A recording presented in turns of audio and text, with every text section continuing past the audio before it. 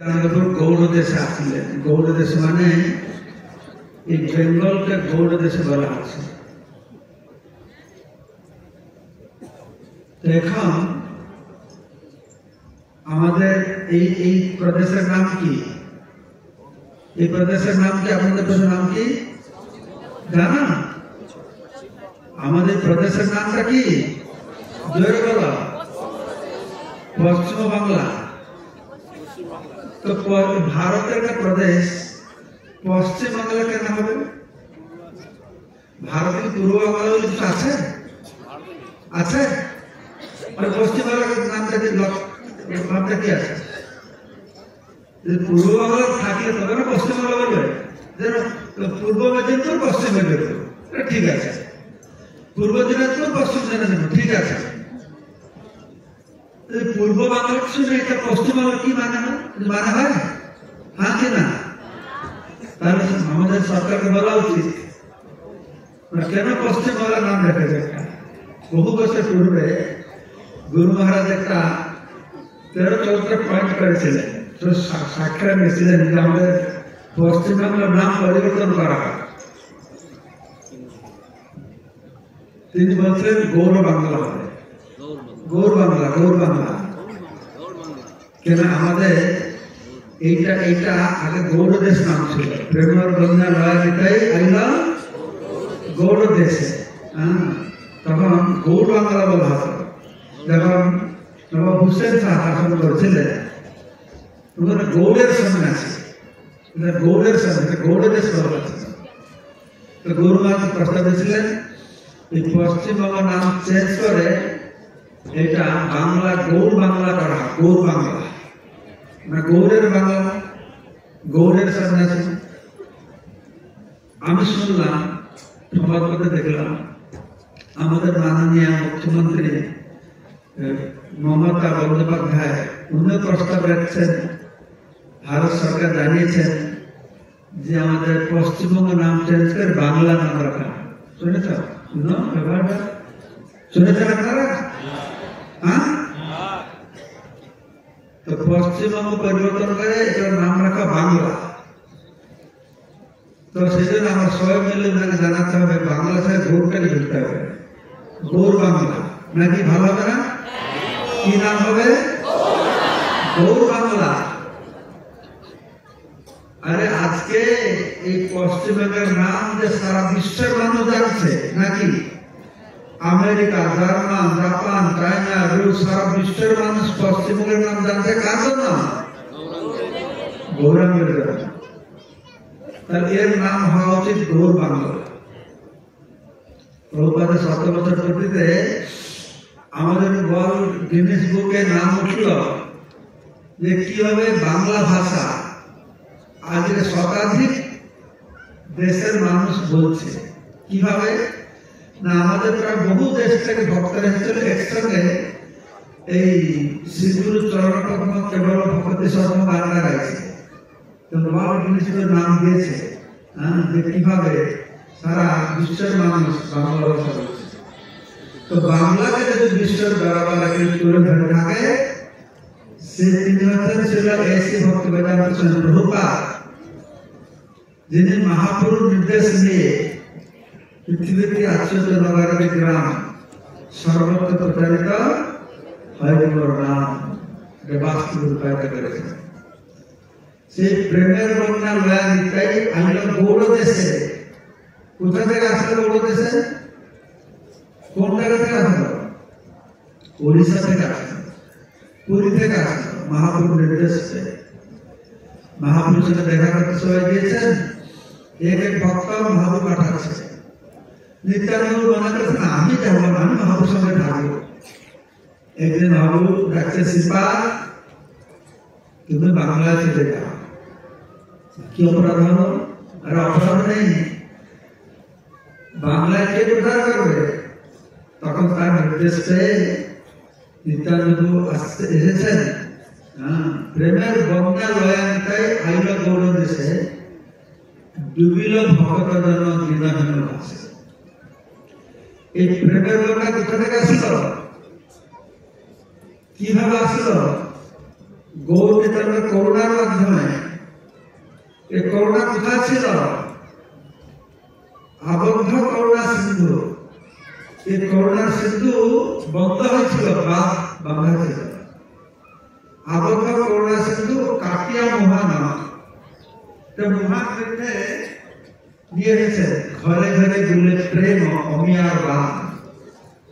তো ঘরে ঘরে প্রেম অমিয়, প্রেম অমৃতের বান মানে কি বন্যা প্রবাহিত হয়েছে। নিত্যানন্দ প্রভু বলছেন, গুরুমার বলছেন, করুণার মূর্ত বিগ্রহ জগাই মাথায় নিত্যানন্দ প্রভু প্রহার করেছেন। তো মহাপ্রভু রেগে গেছেন, সুদর্শনকে ডাকছে, সুদর্শন সুদর্শন। বৈকুণ্ঠ সুদর্শন আমার আওয়াজ হয়ে আসছে। জগাই মাথায় খুব ভয় হয়ে গেছে, এখন মহাপ্রভু শেষ করবে। তো নিত্যানন্দ কি করেছে? মহাপ্রভু চরণ ধরেছে, প্রভু এই যুগে এই অবতারে সুদর্শন আপনার অস্ত্র নয়, আপনি যুগ যুগ ধরে আসছেন। পরিত্রাণ সাধনা বিনাশ দুষ্টতাম, দুষ্টতাকে বিনাশ করবার জন্য। তো তখন তো কিছু সাধু ছিল, কিছু দুষ্টুতি ছিল, কিছু সাধু ছিল, কিছু অসুর ছিল। আপনি অসুরকে বধ করে সাধুদেরকে রক্ষা করেছে। আর এখানে সব অসুর, মারতে তো সবাইকে মারতে হবে। তাহলে এই অবতার তো সুদর্শন আপনার অস্ত্র নয়, সঙ্গ পাঙ্গাস্ত্র পার্শ্বদয়ী মহাপ্রভু এসেছেন, ভগবান কৃষ্ণ এসেছেন। সঙ্গ অঙ্গ উপাঙ্গ অস্ত্র, সঙ্গে যেটা অস্ত্র কি? নাম আর প্রেম। নাম প্রেমকে উদ্ধার করবে। কথা প্রসঙ্গে নিত্যানন্দ বলছেন মহাপ্রভুকে, ঠান্ডাটা খুব হয়ে গেছে, সবাই মাথায় কাপড় দিয়ে বসে আছে। লক্ষ্মণ চিন্তা করে পয়সা দিয়েছি তো ভালো করেছি, চালা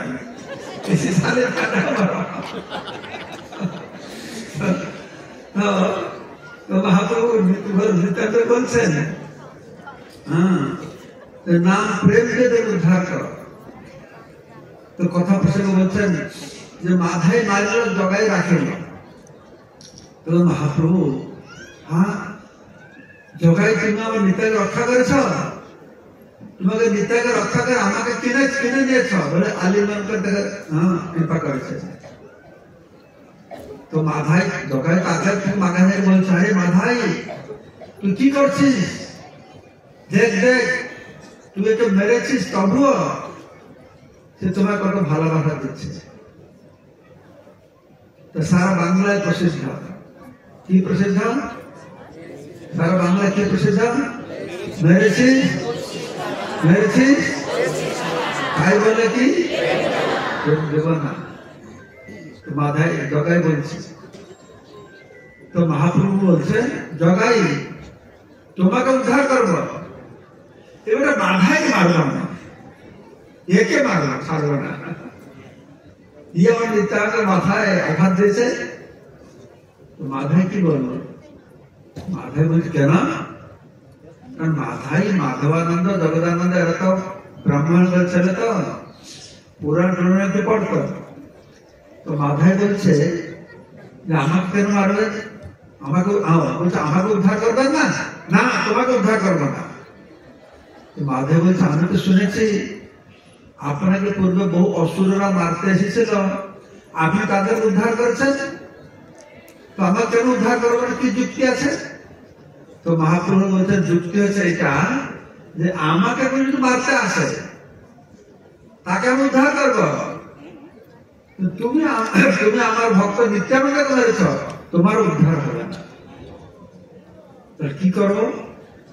একমাত্র যে নিত্যাই তোমাকে, নিত্যানন্দ তোমাকে অপরাধ ক্ষমা করবে, তোমার উদ্ধার হবে। তো সঙ্গে সঙ্গে মাধাইকে নিত্যানন্দ চরণটা ধরেছে, আমার ক্ষমা করে দাও, ক্ষমা করে দাও। নিত্যানন্দ বলছেন ক্ষমা কি, তুমি আমি তো অপরাধই নেই না মহাপ্রভু, একে আপনি প্রেম দেন। ব্রহ্মার দুর্লভ বস্তু, শিব ব্রহ্মাদের প্রেম পায় না। এই মাধার মতন একটা পাপিকে নিত্যানন্দ প্রেম দিয়ে দেন, কি দিয়ে প্রেম পাবে, কি যোগ্যতা আছে তার প্রেম পাবে?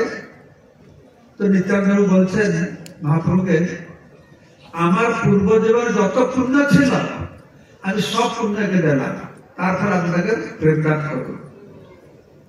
তো মহাপ্রভু বললেন ঠিক আছে, জগাই মাধাই এবার যাও স্নান করে আসো। স্নান টান করে মাথা মুন্ডন করে ভালো সুন্দর পরামর্শ এসে গেছে। ঠিক আছে, যা পাপ করেছ করেছ, আর পাপ করবে না। আর আজকে থেকে তোমরা যা পাপ করেছ সব আমি গ্রহণ করলাম। সর্বধর্মান পরিত্যজ্য মাম একম শরণং ব্রজ অহং তম সর্বাপেভ্য অহং তো সর্বাপেভ্য। কিন্তু গীতা করছে লোক কোথায় গেল? अहम तुम सर्वापेभ्यो मुख्य से महासुच, আমি সব পাপ নিলাম। আমি যদি আপনাদেরকে বলবো ঠিক আছে আমি আপনাদেরকে হরিনাম দিলাম, দীক্ষা দিলাম, সব পাপ নিলাম, আপনারা বিশ্বাস করবেন? হ্যাঁ কি না? হ্যাঁ হ্যাঁ না তো ইয়েস নো না, কি করে বিশ্বাস করবে? আমি বলে দিলাম তোমাদের পাপ নিলাম, হয়ে গেল। তো মহাপ্রভু বলে দিলাম যে তোমরা যা পাপ করেছে আর করবে না, তোমাদের পাপ সব আমি গ্রহণ করলাম।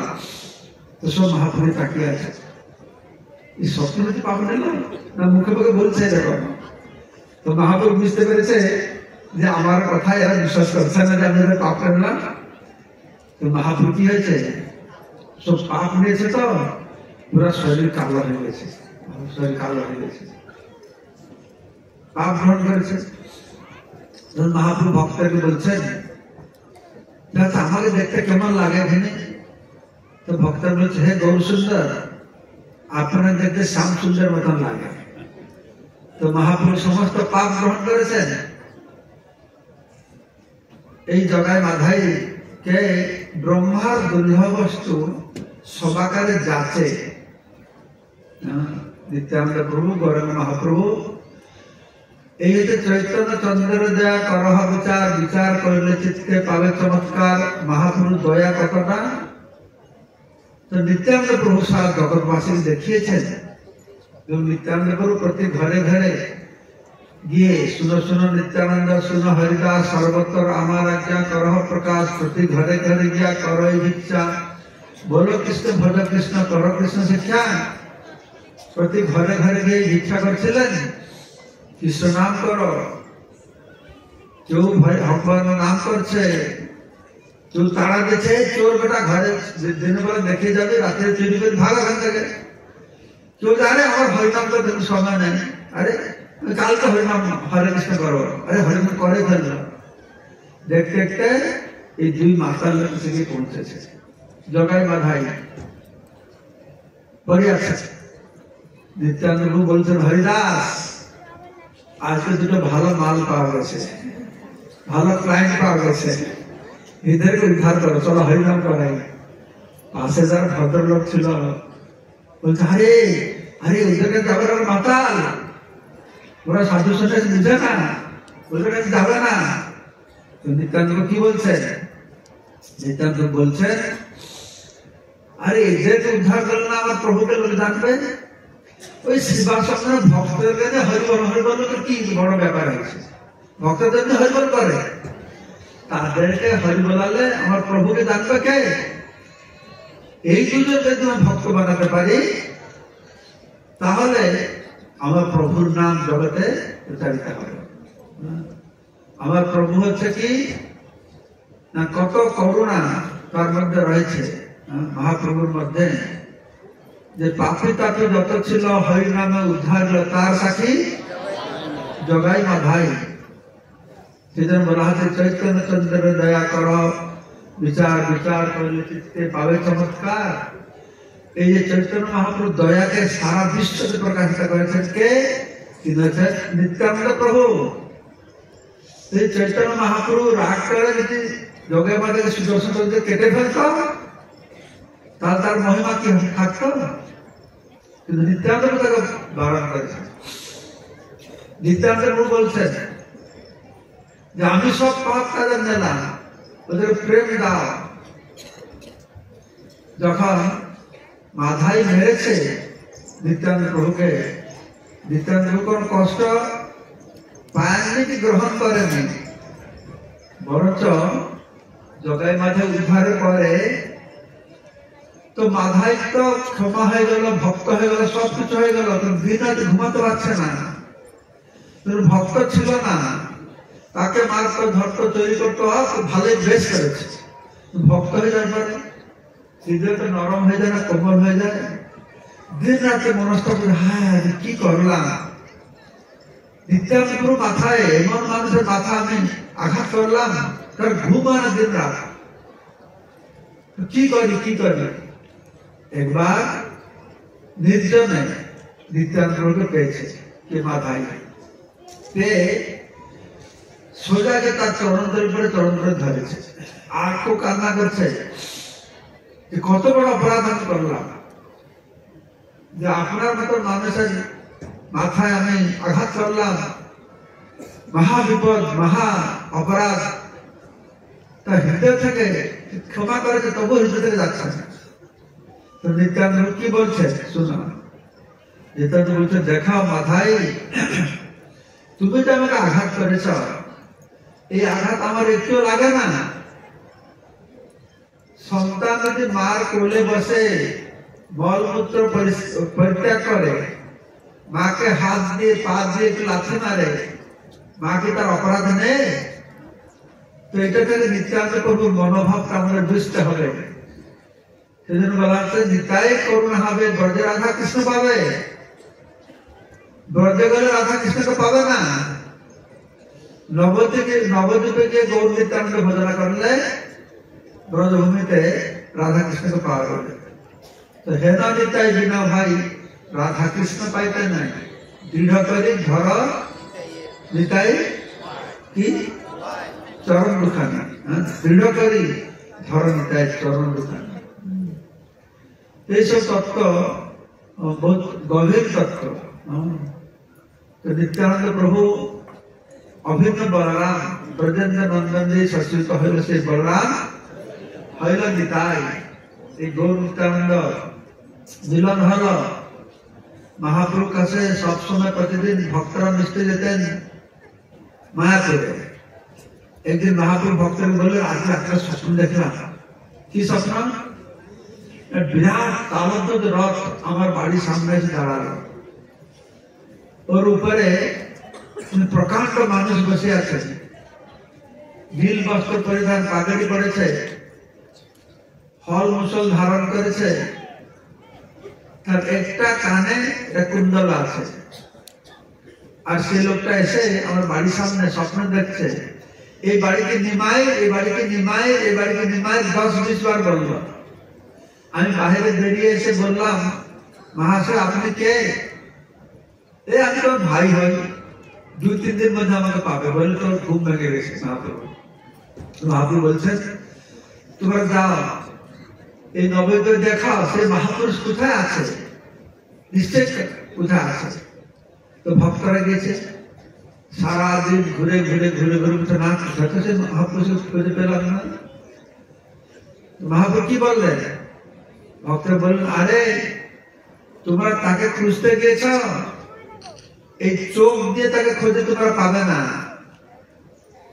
আমি যদি না দেখাবো তোমরা তাকে দেখতে পারবে না, আমি দেখাল তোমরা দেখতে পাবে। গৌরাঙ্গ প্রভু, গৌরাঙ্গ মাত্র চাইলে নিত্যাকে পাবে, নিত্যায় ভজলে গৌর পাবে, গৌর ভজলে নিত্যায় পাবে, নিত্যায় ভজলে গৌর পাবে। গৌরাঙ্গ নিজে বলছেন, আমি না দেখলে তোমরা দেখতে পারবে না, চলো আমি দেখাবো। তো সব কীর্তন নিয়ে বেরিয়েছে। মহাপুর বেরিয়ে সে গিয়েছেন কার বাড়িতে? নন্দন আচার্যের বাড়িতে। নিত্যানন্দ আগে থেকে এসে সেই বাড়িতে অবস্থান করছেন। বৃন্দাবনে অপেক্ষা করছিলেন কবে নিমাই সংকীর্তন শুরু করবে, আমি যাব। এসে বসে আছে, তার ঘরে মহাপুর কীর্তন করে দিয়েছেন। দেখছে সব ভক্তরা, বিরাট পাহাড়ের মতন পুরুষ, লোচন দাস ঠাকুর দাস বলছেন নিত্যানন্দ প্রভু ভূমিতে হরিনামের গড়াগড়ি দিতেন, মনে হয়তো সোনার পর্বত যেন ধুলাতে লুটায়, এইরকম শরীর ছিল নিত্যানন্দ প্রভু। নিত্যানন্দ বসে আছেন, মহাপ্রভুকে তার সামনে দাঁড়িয়ে গেছেন। নিত্যানন্দ তাকাচ্ছে মহাপ্রভু দিকে, অপলক নয় মহাপ্রভু তাকাচ্ছে নিত্যানন্দ প্রভু দিকে। সব ভক্তরা বুঝতে পারছে না কি হচ্ছে, দুজন তাকাচ্ছে। গুরুমার বলছিলেন নিত্যানন্দ এরকম তাকাচ্ছে জুহাতে চেটে পান করছে, মহাপ্রভু সন্ধ্যে থেকে পান করছে। এই সময় মহাপ্রভু চিন্তা করছেন নিত্যানন্দের আসল স্বরূপকে ভক্তের কাছে প্রকাশ করতে হবে। তখন শ্রীবাস ঠাকুর বলছেন তুমি ভাগবতের একটা শ্লোক পাঠ করো। এটা শ্লোক ভগবান রূপের বর্ণনা করে। এই শ্লোকটা কি ছিল? নটবর বাবু কর্মকার কর্মে করো, একটা শ্লোক, সুন্দর শ্লোক। আর সেই শ্লোকটা শুনে নিত্যানন্দ লাভ দিয়ে উঠেছে, আর সে উদ্যত নৃত্য কীর্তন হচ্ছে, আর নিত্যানন্দ অত উপরে উঠে নিচে পড়ছে। ভক্তরা ভয় পেয়ে গেছে, হাতটা গুঁড়া হয়ে যাবে, এরকম ভয় পেয়ে যাচ্ছে। তখন কি করেছে, 10-20 জন মানুষ গিয়ে জোরে চেপে ধরেছে যে এরকম না মাথায় হাতটা গুঁড়া হয়ে যাবে। ধরতে পারে নিত্যানন্দ, ধরতে পারে? আরে নিত্যানন্দ তো বলরাম, বলরাম হইল নিতাই, বলরাম থেকে হলো কে? মহাসংকর্ষণ, মূল সংকর্ষণ, মহাসংকর্ষণ, মহাবিষ্ণু, গর্ভচ্ছা বিষ্ণু, ক্ষীরচ্ছা বিষ্ণু, তারপরে শেষনাগ, আর অংশের অংশের অংশের অংশ। এই শেষনাগে কি করছেন? তার মাথার উপরে পুরো ব্রহ্মাণ্ডকে ধরে রেখেছে। কিরকম ধরে রেখেছে? খুব শক্তি দিয়ে। সে আটলাস মানুষ যেরকম পৃথিবীটা ধরেছেন, সব মসল বেরিয়ে গেছে এরকম করে না, তো ব্রহ্মাণ্ড পড়ে আছে ছোট বালির মতন, বুঝতেই পারছে না। তার মধ্যে তো অত শক্তি থাকে। তার বলরাম যে নিত্যানন্দ হলো আসল, তার না কত শক্তি থাকবে? আর 10-20 জন মানুষ চেপে রাখতে পারে? রাখতে পারে। তখন মহাপুরুষ স্বয়ং গিয়ে নিত্যানন্দ ধরেছেন, একটু শান্ত হয়ে গেছে। বৃন্দাবন দাস ঠাকুর বলছেন যে নিত্যানন্দ প্রভু হচ্ছে মত হস্তির মতন, আর গৌরাঙ্গ মহাপ্রভু হচ্ছে তার অঙ্কুশের মতন, তাকে শান্তনা করতে পারে। শান্ত হয়ে গেছে, আর মহাপ্রভু তাকে কোলে ধরে বসে আছে। সব ভক্তরা দেখছে এ কি অদ্ভুত, কি অদ্ভুত। অদ্ভুত মানে যা কোনদিন তো আমরা দেখি না। আজ কি অদ্ভুত দেখলে তোমরা? না, আমরা দেখেছি অনন্ত শেষের কোলে ভগবান বিষ্ণু শুয়ে থাকে। আজকের কি অদ্ভুত? আজকে অদ্ভুত হচ্ছে বিষ্ণুর কোলে অনন্ত শেষ শুয়েছে। এই অদ্ভুত দর্শন করছে। তার বহু নৃত্য কীর্তন করে মহাপ্রভু গিয়েছেন শিবাসঙ্গনে। সেখানে শিবন ভক্তকে বাহিরে রেখে নিত্যানন্দ প্রভুকে নিয়ে মহাপ্রভুকে মন্দির ভিতরে ঢুকে পড়েছেন, দরজা বন্ধ করে দিয়েছে। নিত্যানন্দ প্রভুকে সর্বভূত রূপ দর্শন করেছেন, বলছেন কাকে বলবে না। তাদের মধ্যে কি কথোপকথন হলো সব চৈতন্য ভাগবতে বর্ণনা করা হয়েছে। এই সব কথা শুনছেন নিত্যানন্দের অদ্ভুত মহিমা। শ্রী বৃন্দাবন দাস ঠাকুর এই চৈতন্য ভাগবতে নিত্যানন্দের মহিমা বর্ণনা করতে করতে করতে করতে অত বড় হয়ে গেল, মহাপুরুষ শেষ লেখার সময় থাকলো না, গ্রন্থ অনেক বড় হয়ে গেছে। তো নিত্যানন্দের অদ্ভুত চরিত্র যে শ্রবণ করবে, শ্রবণ করলে কৃষ্ণ প্রেম পাবে, শ্রবণ করলে চোখে অসুর আসলেই আসবে, পাষাণ হলে বলে যাবে। আর সেই অদ্ভুত চরিত্র এই চৈতন্য ভাগবত বর্ণনা করা হয়েছে। কার বাড়িতে চৈতন্য ভাগবত আছে? খুব কম লোকের ঘরে চৈতন্য ভাগবত আছে। চৈতন্য ভাগবত যদি আপনার না পড়ে, বেদ বেদান্ত উপনিষদ গীতা ভাগবত সব পড়েও পড়লেও সেই জিনিসটা পাবেন না, সেই ভাবটা পাবেন না। চৈতন্য ভাগবত পড়লে যে ভাব পাবে, সেই ভাব নাকি কি বলছে চৈতন্য ভাগবত প্রভু পড়েছেন, সব মুখস্থ আছে শ্লোক। চৈতন্য ভাগবত পড়লো, আমি দেখেছি। এই সব কোথাও বসো, সবাই বসো, চুপ করে বসবে, কেউ যাবে না। আমি 1 ঘন্টা ক্লাস দেবো, ঠিক আছে? না না 5 মিনিট, 5 মিনিট।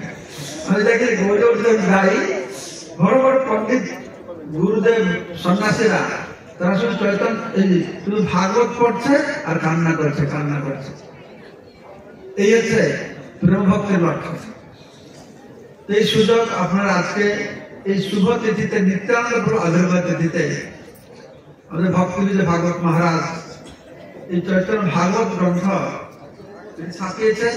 অনেক দিন, অনেক আগে ছাপিয়েছিলেন, মাঝে ছিল না, অনেক ভক্তরা চাইছিল। তো আজকে শুভ তিথি, নিত্যানন্দ শুভ আবির্ভাব তিথিতে এই চৈতন্য ভাগবত নিয়ে যদি প্রেম ভাবটা কি জানতে চান, তাহলে এটাকে শ্রবণ করতে হবে, তাহলে বুঝতে পারবে প্রেমের ভাব। আর প্রেমের জ্ঞানটা কি? জ্ঞানটা হলে না ভাবতে হবে, জ্ঞান না হলে ভাব হবে কি করে? সেটা পাবে চৈতন্য চরিতামৃত গ্রন্থ। একে সংকীর্তন ডিপার্টমেন্ট কেউ আছে না?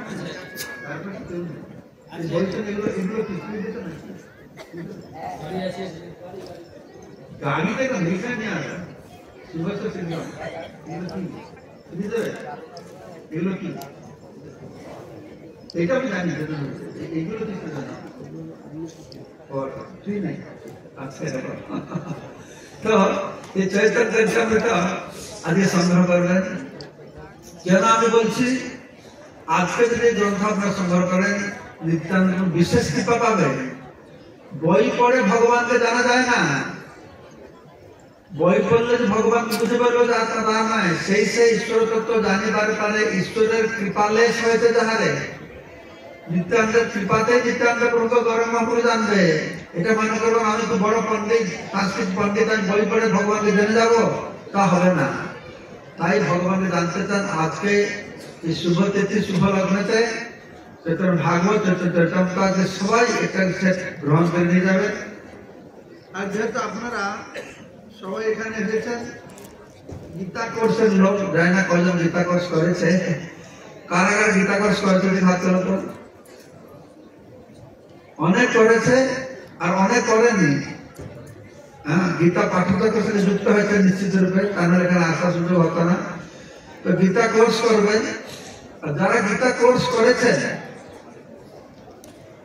গীতা কোর্স আমি ইন্ট্রোডিউস করলাম, কিন্তু এখন আজকে বলবো যারা গীতা কোর্স করেছে তারা গীতার সম্পর্কে কিছু জানে না। গীতা কোর্স করেছে, এখন গীতাটা কি, গীতা কি শিক্ষা দেওয়া হয়েছে, গীতার অহটা শিখেছেন, অহবা শিখেছেন। সেটা আমরা ধারাবাহিক ভাবে প্রকাশ করছি, এক একটা অধ্যায় করে। এই দ্বিতীয় অধ্যায় শুরু হলো সাংখ্যযোগ, তার নাম হচ্ছে কর্মই ধর্ম। এটা শুনেছেন আপনারা? আগে কোনদিন শুনেছেন কর্মই ধর্ম শোনা হয়েছে? হ্যাঁ কি না? আমাদের তো আরে কর্ম করো, কর্ম করো, এই হরিবল হরিবল করলে হবে? কর্ম করো, কর্মই ধর্ম, কর্মই ধর্ম। সবাই মুখে মুখে কর্মই ধর্ম। কোন কর্মটা ধর্ম, কোনটা ধর্ম কেউ জানে না। কেউ কর্ম বলে অধর্ম করে, আর কেউ কর্মটা বন্ধনের কারণ বলে কর্মকে ত্যাগ করে বাবা দিয়ে চলে যায়। ভগবান কৃষ্ণ কি বলছেন? এই সাংখ্য যোগের মাধ্যমে ছোট্ট একটা বই প্রকাশ করা হয়েছে। আমি চাইবো আপনারা সবাই একটা বই নেবেন, বইটা পড়বেন। বই পড়তে পারলে, বুঝতে পারলে ভালো, বুঝতে পারলে কি হবে? বুঝতে পারলে, না বুঝতে পারলে আরো ভালো। বুঝতে পারবে তো ভালো, না বুঝতে পারলে আরো ভালো। কেন আরো ভালো? তাহলে বুঝতে পারবেন যে গীতার কি গুড়া রহস্য রয়েছে, আমি জানতাম না, বুঝতে পারছেন না। সেজন্য আমাদের গীতা কলেজ করা হচ্ছে, গীতা কলেজ। আপনারা এটা Gita correspondence course, study course correspondence মধ্যে করেছেন ঘরে বসে বসে। ঘরে বসে বসে না, একদম ক্লাসে বসে গীতা কলেজে আপনারা গীতা অধ্যয়ন করবেন, পড়বেন না। গীতা পড়া একটা, অধ্যয়ন করার একটা। গীতা রিডিং একটা, গীতা স্টাডিং একটা। এটা গীতা স্টাডিং, এটা রিডিং না। বই পড়া, বই অধ্যয়ন করার একটা। যারা সিরিয়াস আছেন সবাই, এটা খুব বেশি পয়সা নেই। কত টাকা এটা? মাত্র 70 টাকা। এটা দিয়ে শুধু সাংখ্যযোগের দ্বিতীয় অধ্যায়টা প্রশ্ন খুব সিস্টেমেটিক্যালি এই শিশুকে হাতে খড়ি দেওয়ার মতন, ধরে ধরে লেখে দেওয়ার মতন এটা সংগ্রহ করবে। তার সর্বশেষে একটা বিশেষ ঘোষণা। আমি জানি আপনারা সবাই গীতা কোর্সের লোক, সবাই গীতা পড়ে নিশ্চিত রূপে। কারা কারা গীতা পড়ে? হাত গীতা পড়ে বা অনেক লোক। আমি জানি গীতা কোর্সের লোক আবার সবাই গীতা শুনে। কারা কারা গীতা শুনে? হাত তোলো। অনেক গীতা শুনে, খুব ভালো। তো আপনারা গীতা পড়েন, গীতা শুনেন। কারা কারা গীতা লেখে? কিছু লোক, অনেক লোক। কিছু লোক গীতা লেখে। কারা কারা গীতা লেখে না? হাত তোলো। গীতা লেখেন না? হাত তোলো। তো অনেক লোক আছেন গীতা লেখে না। আপনারা গীতা লেখেন না, ঠিক আছে, গীতা পড়েন তো? হ্যাঁ কি না? গীতা শুনেন তো? হ্যাঁ কি না? যখন গীতা শুনেন, গীতা পড়েন, তখন ঘুম লাগে কি না? হ্যাঁ কি না? গীতা বই ধরলে ঘুম লাগে, গীতা শুনতে বসলে ঘুম লাগবে, কিন্তু গীতা লিখতে গেলে ঘুম লাগবে না। এবার বুঝতে পারছেন গীতা লেখাটা কত গুরুত্বপূর্ণ। সেজন্য গুরু মহারাজ উদ্বোধন করলেন 17 লক্ষ গীতা লেখার মহাদেব 1 কোটি লোক গীতা লিখবে। আপনাদেরকে একটা গীতা বই দেওয়া হবে, গীতা শ্লোক অনুবাদ থাকবে, শুধু শ্লোক লিখবে, খালি ডায়রি দেওয়া হবে। প্রতিদিন বেশি নেই, মাত্র 2টো শ্লোক লিখবেন। তাতে কি হবে? 1 বছরে আপনাদের বাড়িতে আপনার স্বহস্তলিখিত ভগবত গীতা প্রকাশিত হবে। চিন্তা করে দেখেন, যে ভগবান আমাদের হাত দিয়েছেন, এই হাত দিয়ে কত না কি আমরা লিখেছি, কত হিসাব করেছি, কত চিঠি লিখেছি, কত কি করেছি। এই দেহটা ত্যাগ করার পূর্বে, এই হাতটা মাটিতে মিশে যাওয়ার পূর্বে যদি বাড়িতে আমি একটা গীতা এই হাতে লিখে যাই, এ কি সাধারণ সম্পদ হবে না অমূল্য সম্পদ হবে? কি সম্পদ হবে? এটা অমূল্য সম্পদ। আপনি সারা জীবন খেটে খুটে অনেক ব্যাংক ব্যালেন্স করেছেন, ঘর বাড়ি বানিয়েছেন, টাকা পয়সা কমিয়েছেন, ছেলে নাতিপুতি সব শেষ করে দেবে, কিছু থাকবে না। কিন্তু এটা পরে থাকবে, বাড়ি এটা পরে থাকবে। মহারাজ বলবেন আপনাদের দামটা কত, রেজিস্ট্রেশন ফি আছে, বেশি নয়, খুব কম রেজিস্ট্রেশন ফি দিয়ে আপনারা এই গীতা যে লেখক মহারাজগণ যোগদান করবেন। মহারাজের ভাষায় এটার দাম মাত্র 3 টাকা। কত? কত? 3 টাকা। এটার দাম আছে 3 টাকা। কত? 3 টাকা। এটার দাম আছে 3 টাকা। কত? তাহলে 3 3 3 যদি লেখেন 3 3 3 কত হবে? 333। মহারাজের পাইলেন আপনারা নাম আর ফোন নম্বর দেবেন। আমাদের ভক্তরা কোথায় আছে? এখানে, ওইখানে সব রেডি আছে। এখন আমাদের আরতি হবে, আরতি দর্শন করবেন, আর লম্বা লাইন করে সংগ্রহ করবেন, নাম ফোন নম্বর দিয়ে দেবেন। তারপরে যারা ক্যাশ না দেবে ওদের কি আছে, কিউআর কোড দিয়ে দেবেন, नहीं तो নিয়ে যাবেন ফোন নম্বর, টাকা নিয়ে আসেন পরে দেবেন। ঠিক আছে, সংগ্রহ করুন। যারা গ্রন্থ নেবেন বসে এগিয়ে চলে আসুন। এই চৈতন্য ভাগবত গীতা কত কি রয়েছে মহারাজ আপনি যদি জানতেন।